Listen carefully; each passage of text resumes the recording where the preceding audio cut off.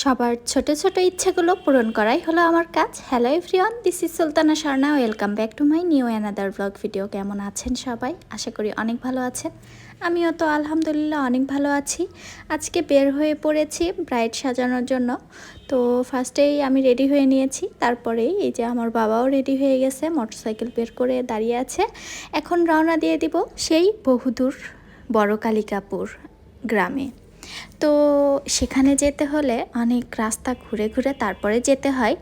আত্রাই থানার ভেতরেই পড়ে, কিন্তু আত্রাই থানা থেকে রানীনগর থানাতে যেতে হবে ফার্স্টে, তারপর আবার আত্রাই থানাতে ঢুকতে হবে। আত্রাই থানার মধ্যেই এই বড় কালিকাপুর পড়ে। তো আমরা যাওয়ার সময় যাচ্ছিলাম এক রাস্তা দিয়ে, আসার সময় আসবো বান্দাইখাড়া হয়ে। এই দেখেন, এটা হচ্ছে মির্জাপুর বাজার, আর এখান থেকে চলে যাব বেতগাড়ি বাজারে। বেতগাড়ি বাজার থেকেই আবার বিশ্ববাদ নদী পার হতে হবে বিশ্ববাদে ওঠার জন্য। আর বড় কালিকাপুর এই জায়গাটাতে এই ফার্স্ট আমি আসছি, এর আগে কখনো আসা হয় নাই, নতুন একটা এক্সপিরিয়েন্স হইল। যে যাই হোক, কিন্তু এই রাস্তাতে অনেকবার যাওয়া আসা করেছি। আর ওয়াসির বাবা যখন ছুটিতে আসে তখন তো এই রাস্তায় মাঝে মধ্যেই ঘুরতে আসা হয়, আপনারা হয়তো এর আগে দেখেছেন। আর যেই ব্রাইডকে সাজাবো সে তো অনেক আগে থেকেই আমাকে বুকিং করে রেখেছে। সে তার রিলেটিভের কাছ থেকে আমার রিভিউ নিয়েছে এবং পেজে আমার সব কাজ দেখেছে, তারপরে আমাকে বুকিং করেছে। তারা তো অনেক খুশি হয়েছে। যাই হোক, আপনারাও ব্রাইডকে সাজানোর পর কেমন লাগছে সেটা দেখে জানাবেন। হয়তো অনেকে আগেই দেখে ফেলেছেন, আপনাদের সাথে তার ফাইনাল লুক শেয়ার করেছি। তো আমরা দেখতে দেখতে প্রায় ব্রাইডের বাসার কাছেই চলে এসেছি। এখানে একটা ছোট্ট ব্রিজ ছিল, অনেক পুরাতন দেখে বোঝা যাচ্ছে। তারপরে দেখেন কত রাস্তা একটু খারাপ ছিল, তারপরেও ফাইনালি চলে এসেছি সেই বিয়ের বাড়িতে। একটু রেস্ট করেই কাজ শুরু করে দিয়েছি, যেহেতু ব্রাইড সাজাইতে একটু টাইম লাগে। আর বাসায় এসে ব্রাইড সাজালে টাইম তুলনামূলক বেশি লাগে, কারণ বসা বা লাইটিং সব কিছু সেট আপ আর কি মন মতো থাকে না, তারপরেও করতে হয় আর কি, টাইমটা এই জন্য একটু বেশি লাগে। তো আমার ব্রাইডের প্রায় অলমোস্ট সব কিছু করা হয়ে গেছে। আমি হেয়ার স্টাইলও করে ফেললাম, এখন সব অর্নামেন্টসগুলো পরাচ্ছিলাম। তো মাঝে মাঝে একটু ক্লিপ নিয়ে রেখেছি আপনাদের সাথে শেয়ার করার জন্য।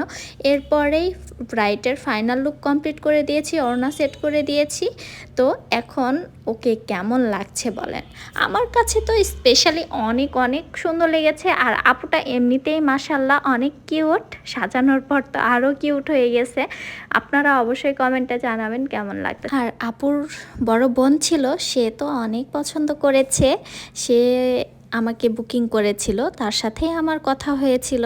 তো ওনার তো অনেক পছন্দ হয়েছে, সবারই অনেক পছন্দ হয়েছে, ওনারা তো অনেক খুশি। তো শেষমেশ আপুকে বিদায় জানিয়ে চলে যাচ্ছিলাম।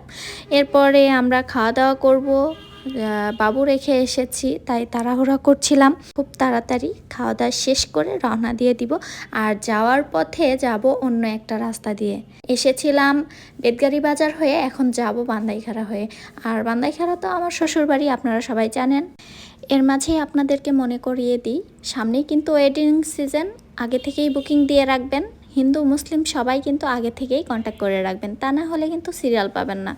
আর সিরিয়াল পাওয়ার জন্য আগে থেকেই বুকিং করে রাখবেন।